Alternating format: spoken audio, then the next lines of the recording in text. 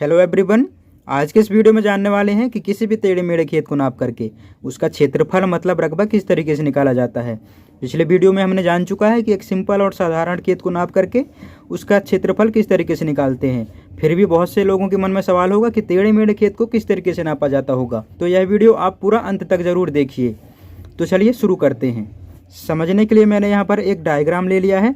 इस डायग्राम को एक टेढ़े मेढ़े खेत मानकर चलते हैं, लेकिन इसका क्षेत्रफल निकालें कैसे। इसका क्षेत्रफल निकालने का एक मैं देहाती और जुगाड़ू तरीका बताऊंगा। इसके लिए आपको क्या काम करना है, एक रस्सी लेना है अपने अनुसार 50 या 100 मीटर का। अब इसके बाद उस रस्सी को आप किसी स्केल के माध्यम से अपने अनुसार नापिए और उस रस्सी को लेकर चलिए खेत पर। खेत पर जाने के बाद आपको क्या करना है, यहाँ पर देखिए, यहाँ पर ये जो लाइन है इसे आप खेत का मेड़ मान सकते हैं।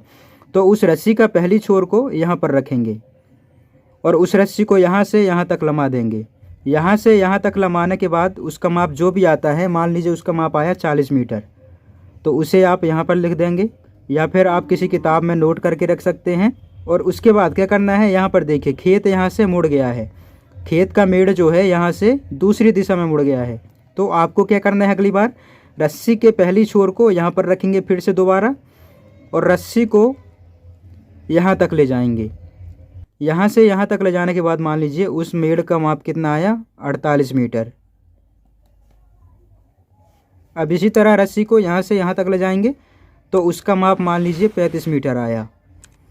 अब इसके बाद रस्सी को यहाँ से यहाँ तक ले जाएंगे, उसका माप आया 45 मीटर। अब इसके बाद रस्सी को यहाँ से यहाँ तक लेकर जाएंगे तो इसका माप मान लीजिए 28 मीटर आया।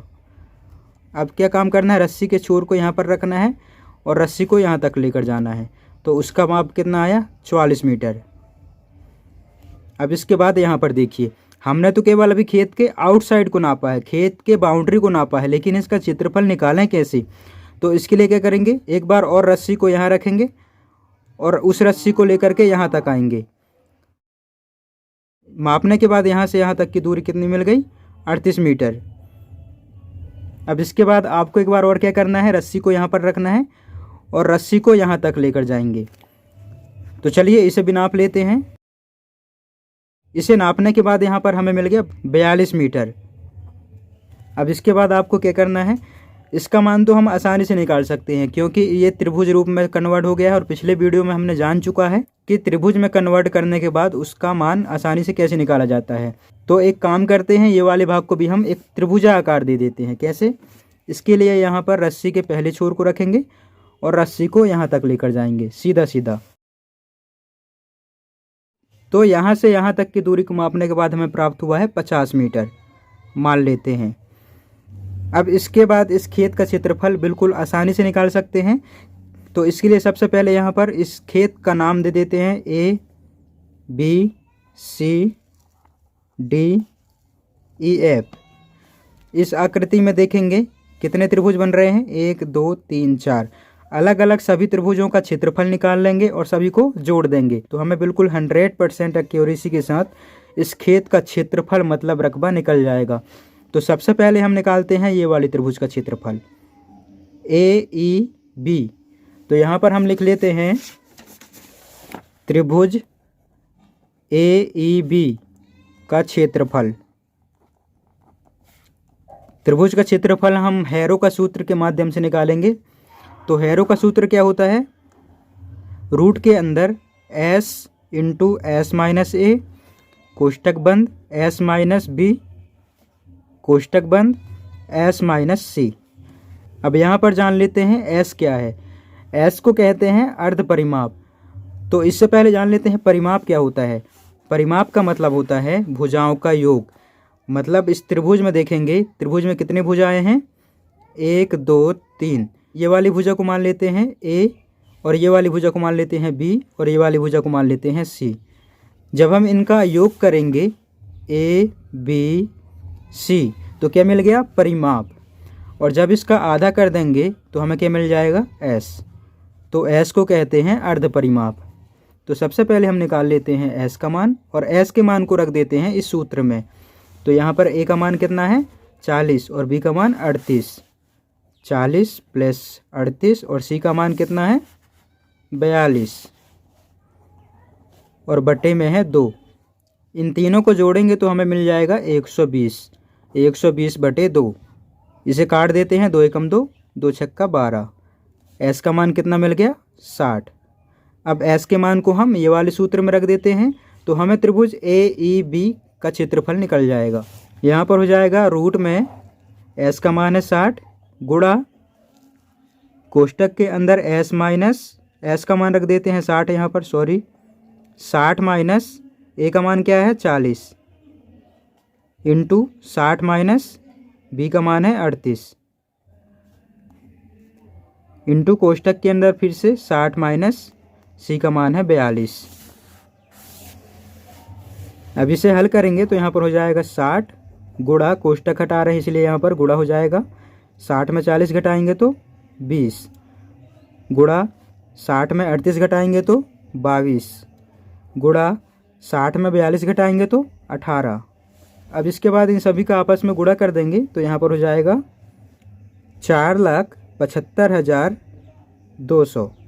अब यहाँ पर 4,75,200 का वर्गमूल निकालेंगे तो इसका वर्गमूल आ जाएगा 689.34। दशमलव के बाद बहुत सारी संख्याएं आती हैं लेकिन मैं यहाँ पर केवल 2 संख्याएं लिख लेता हूँ। तो यहाँ पर हमें मिल गया त्रिभुज AEB का क्षेत्रफल कितना मिल गया? 689.34 वर्ग मीटर। इसे हम यहाँ पर लिख लेते हैं 689.34 वर्ग मीटर। अब इसके बाद हम निकालेंगे ये वाले त्रिभुज का क्षेत्रफल, त्रिभुज AEF। यहाँ पर हम लिख लेते हैं त्रिभुज AEF का क्षेत्रफल। इसका भी सूत्र यहाँ पर लिख लेंगे S minus A, S minus B, S minus C। सबसे पहले हम S का मान निकालेंगे तो S का मान क्या हो जाएगा? 42 प्लस 28 प्लस 44 और बटे में है 2। तीनों को जोड़ेंगे तो यहाँ पर हो जाएगा 114/2। इसे काटेंगे तो ये 57 मान में कट जाएगा। S बराबर क्या मिल गया? 57। S का मान हम ये वाले सूत्र में रख देते हैं तो यहाँ पर हो जाएगा 57 माइनस ए का मान क्या है? 42। 57 माइनस बी का मान क्या है? 28। 57 माइनस 44। अगले स्टेप में क्या होगा? 57 गुणा 57 में 42 घटाएंगे तो क्या होगा? 15 गुणा 57 में 28 घटाएंगे तो क्या मिलेगा? 29 गुणा 57 में 44 को घटाएंगे तो यहाँ पर मिलेगा 13। अब इन सभी का आपस में गुणा कर देंगे तो यहाँ पर हो जाएगा 3,22,335। 3,22,335 का वर्गमूल होता है 567.47 वर्ग मीटर। मैंने इनका वर्गमूल कैलकुलेटर से निकाला है, आप भी कैलकुलेटर के माध्यम से निकाल सकते हैं।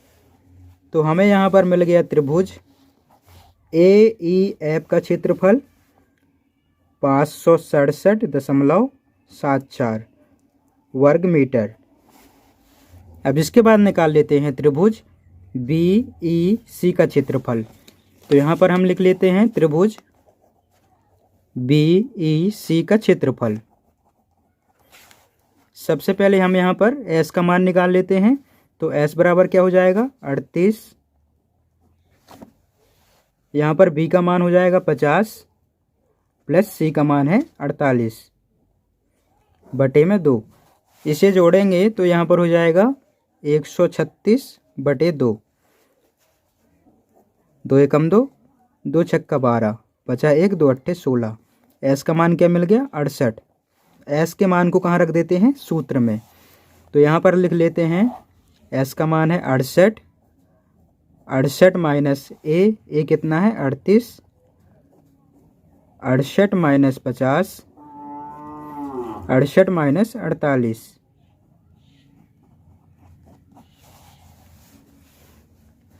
यहाँ पर हो जाएगा 68 गुणा 68 में 38 को घटाएंगे तो कितना मिलेगा 30।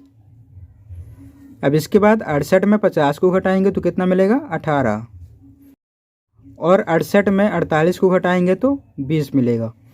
अब इनका आपस में गुणा करेंगे, गुणा करने के बाद यहाँ पर प्राप्त होगा 7,34,400,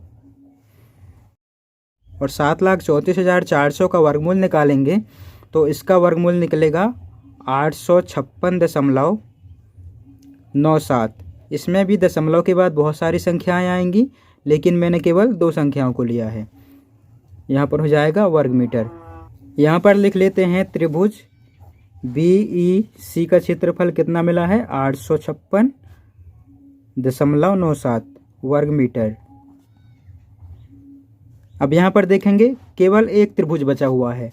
कौन सा त्रिभुज है CED। इसका भी क्षेत्रफल निकाल लेंगे हम। यहाँ पर लिख लेते हैं त्रिभुज CED का क्षेत्रफल। सबसे पहले हम क्या करते हैं, S का मान निकालते हैं। तो S का मान क्या हो जाएगा, इसे हम A मान लेते हैं, इसे B और इसे C। यहाँ पर हो जाएगा 50 + 45 + 35 बटे में 2।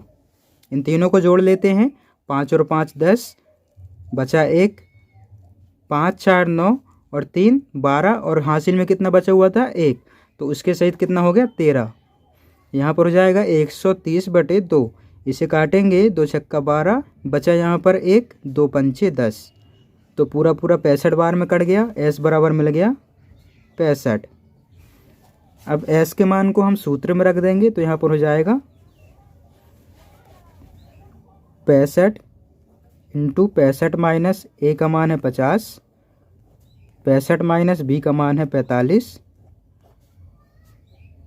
यहाँ पर हो जाएगा 65 माइनस 35। अगले स्टेप में हो जाएगा 65 गुणा 15 गुणा 20 गुणा 30। अब इसके बाद इन चारों का आपस में गुणा कर देंगे। गुणा करने के बाद क्या मिलेगा 5,85,000। 5,85,000 का वर्गमूल निकालेंगे तो इसका वर्गमूल निकलेगा 764.85 वर्ग मीटर। यहाँ पर लिख देते हैं त्रिभुज CED का क्षेत्रफल 764.85 वर्ग मीटर। अब इसके बाद क्या करेंगे, सभी त्रिभुज के क्षेत्रफल को एक साथ जोड़ देंगे। तो यहाँ पर लिख लेते हैं त्रिभुज AEB। अब इसके बाद क्या करेंगे, त्रिभुज AEF। यहाँ पर लिख लेते हैं प्लस त्रिभुज AEF प्लस त्रिभुज BEC। त्रिभुज BEC प्लस त्रिभुज CED। त्रिभुज CED। अब इनका मान कितना कितना प्राप्त हुआ है, इसे हम यहाँ पर लिख देंगे। त्रिभुज AEB का मान प्राप्त हुआ है 689.34 प्लस त्रिभुज AEF का क्षेत्रफल कितना मिला है 567.74। अब इसके बाद लिख लेते हैं त्रिभुज BEC का क्षेत्रफल। इसका क्षेत्रफल कितना मिला है 856 प्लस 856.97 प्लस त्रिभुज CED। इसका क्षेत्रफल मिला हुआ है 764.85। इन सभी को आपस में जोड़ देते हैं तो यहाँ पर मिल जाएगा 2878.90 वर्ग मीटर।